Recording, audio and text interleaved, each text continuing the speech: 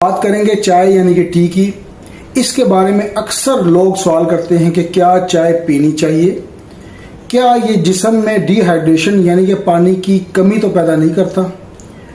तो इस पे हम वीडियो करेंगे। मैं हूं डॉक्टर अकील जावेद, एजे हेल्थ टीवी की तरफ से ये प्रोग्राम करते हैं। ये प्रोग्राम हम होम्योपैथिक स्टूडेंट्स के लिए या जूनियर डॉक्टर्स के लिए करते हैं। किसी पेशेंट को कोई मसला हो तो वो अपने मौलवी से रब्ता करें। तो सवाल कि चाय से डिहाइड्रेशन हो सकती है, इसका जवाब है होम्योपैथिक प्रिंसिपल के मुताबिक यस, हो सकती है। अब कैसे हो सकती है उसको साबित करने की कोशिश करते हैं।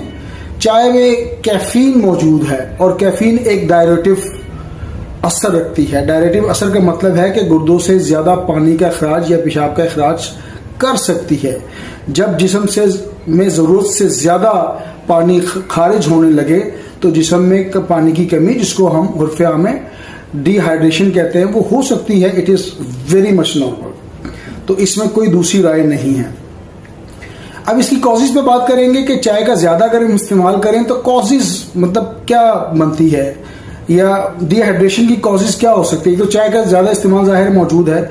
कम पानी पीना भी इसकी एक वजह हो सकती है। गर्मी के मौसम में चाय का बार बार पीना भी एक प्रॉब्लम हो सकती है।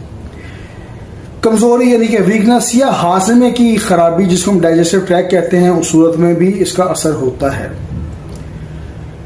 तो ये वजूहात डिहाइड्रेशन की मैंने बयान की। इसके अलावा आगे चल के बात करेंगे। अभी बात करते हैं सिम्टम्स के ऊपर कि सिम्टम्स क्या आती हैं। जाहिर है जब डिहाइड्रेशन होगी तो थर्स्ट जो है, एक्सेसिव थर्स्ट यानी कि प्यास ज्यादा लगेगी। मुंह और होंठों में खुश्की पैदा होगी यानी कि dryness of mouth and lips शामिल है उसमें। इसके अलावा फटीग यानी थकन और कमजोरी का एहसास होगा। इंसान थका थका महसूस करता है।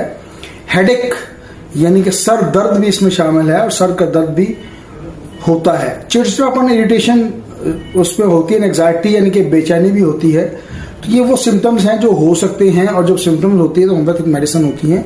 आगे चल के इस पर बात करेंगे कि होम्योपैथिक मेडिसिन कौन से सिम्टम के हिसाब से दी जानी चाहिए।